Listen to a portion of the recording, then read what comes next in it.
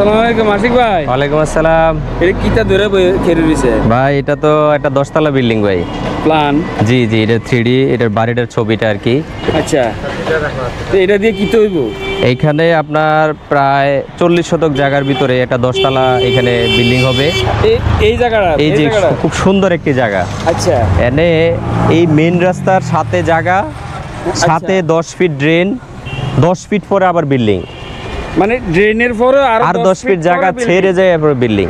মানে খুব চমৎকার একটা বিষয় আর কি। আচ্ছা আচ্ছা, মানে এইখানে এই যে ওনার লতিফ হোল্ডিংস লিমিটেডের লতিফ সাহেব, ওনার চিন্তাধারাটা হচ্ছে উনি রাজুকের নিয়ম অনুযায়ী টোটাল জায়গা ছেড়ে বিল্ডিং করছে। এটা 40 শতক থেকে 8 শতক জায়গা ছেড়ে দিছে। আপনি আছেন কুমিল্লা সিটি কর্পোরেশনে, রাজুক মানে বুঝলাম না। রাজুক হচ্ছে রাজুকের বিধিমালা আছে, বিল্ডিং এর যে নিয়ম কানুন আছে, সেই নিয়ম কানুন অনুযায়ী যদি আপনি বিল্ডিং না করেন, আপনি ইতিমধ্যে দেখেছেন ঢাকাতে অনেক বিল্ডিং ভেঙে ফেলতেছে। আচ্ছা, এটা হচ্ছে একটা বিধিমালা আছে, আপনি বিল্ডিং কোড আছে, যদি বিল্ডিং কোড না মানেন তাহলে আপনি যে কোনো সময় বিপদে পড়তে পারেন।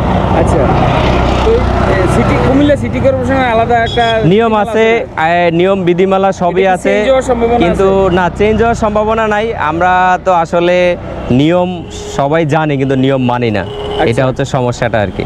আচ্ছা, এইখানে নিয়ম মানা হয়েছে ইনশাআল্লাহ, এখানে প্রপার নিয়ম মানা হয়েছে। এরপর সামনের দিকে জি, তো এইখানে হচ্ছে আমাদের 39 শতক 38 রান এই জায়গার ভিতরে আপনার 9 ইউনিটের একটা 10 তলা বিল্ডিং হবে, সেমি বেসমেন্ট প্লাস G+8।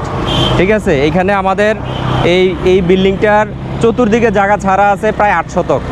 ভাই আগের জায়গাটা একটু বুঝান। জি বলেন। এই যে সেমি বেসমেন্ট, হ্যাঁ সেমি বেসমেন্টটা কি? জি জি, এই আচ্ছা, কথাটা তো আমরা বুঝি না। সেমি বেসমেন্ট বলতে বেসমেন্ট মূলত আমরা বুঝি হচ্ছে মাটির নিচের দিকে যেটা থাকে, আর সেমি বেসমেন্ট মানে হচ্ছে অর্ধেক নিচে অর্ধেক উপরে। অর্থাৎ আমরা যেখানে দাঁড়িয়ে আছি এর থেকে 4-5 ফিট উপরে হবে ফ্লোর, আর বাকিটা হবে নিচের দিকে। আচ্ছা, ওটা কি গাড়ি পার্কিং এর জন্য? গাড়ি পার্কিং এর জন্য এটা ব্যবস্থা রাখা আর কি। আচ্ছা, এরপরে আচ্ছা কি কি শব্দ বলেন? জিপ? আচ্ছা, জিপ মানে হচ্ছে গ্রাউন্ড ফ্লোর, তারপর হচ্ছে টিপিক্যাল ফ্লোর গুলো ভাবে আছে আর কি। আচ্ছা আচ্ছা, হ্যাঁ, এবার হলো 9 ইউনিট করবেন। আচ্ছা, হ্যাঁ 9 ইউনিট আমরা কিভাবে করব দেখেন, এখানে 9 ইউনিটের প্ল্যানটাও দেওয়া আছে। চমৎকার একটি জায়গার বিষয়, এখানে দেখেন যে আমাদের এই যে রোড লেভেল এবং এই যে রোড থেকে এই দেখেন, হ্যাঁ এটা আমাদের এরপরে ড্রেন, আমরা ড্রেন আছে 10 ফিট, ড্রেনের পরে আরো 10 ফিট জায়গা আমরা ছেড়ে দিছি। এই যে 10 ফিট জায়গা ছেড়ে দিছি, পিছনে আমরা 6 ফুট 9 ইঞ্চি প্রায় 7 ফুট জায়গা ছাড়ছি, সাইডে আমরা 4.5 ফিট করে জায়গা একবারে টপ টু বটম ছেড়ে দিছি। ছেড়ে দিয়েছেন? জি, এখানে 9টা ইউনিট, 1 2 3 4 5 6 7 8 9টা ইউনিট। 9টা ইউনিট, হ্যাঁ 3টা লিফট 3টা সিঁড়ি। আচ্ছা, এখানে সর্বনিম্ন কত স্কয়ার ফিটের ফ্ল্যাট আছে আর সর্বোচ্চ কত স্কয়ার ফিটের ফ্ল্যাট আছে? এখানে যেটা নিট এরিয়া আছে সেটা হচ্ছে আপনার 1300, আর আপনার যদি কমন স্পেস সহ ধরা হয় সেখানে 1600-র মধ্যে আছে আর কি। আচ্ছা আচ্ছা, সর্বনিম্ন আছে টোটাল আপনার 1200 থেকে 1600। 1600 এটা হলো লিফট সিঁড়ি সহ? লিফট সিঁড়ি সহ আর কি। আচ্ছা আচ্ছা, বুঝছি, পুরো বিষয়টা বুঝছি। এরপরে আর কিছু করবেন না? আচ্ছা, এখন বিষয়টা হচ্ছে আমরা তো ধরেন অনেকেই এই বাড়ির বা ইঞ্জিনিয়ার অনেকে আছেন, ডিজাইন করেন অনেকে।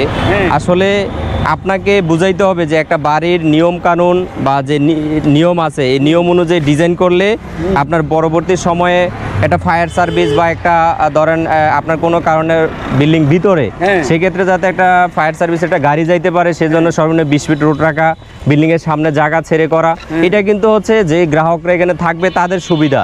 ঠিক আছে, আর এই জায়গার পরিবেশটা খুবই ইন্টারেস্ট বিষয়, সেটা হচ্ছে শিক্ষা, বিনোদন এবং বাসস্থান একসাথে। আচ্ছা, ঠিক আছে।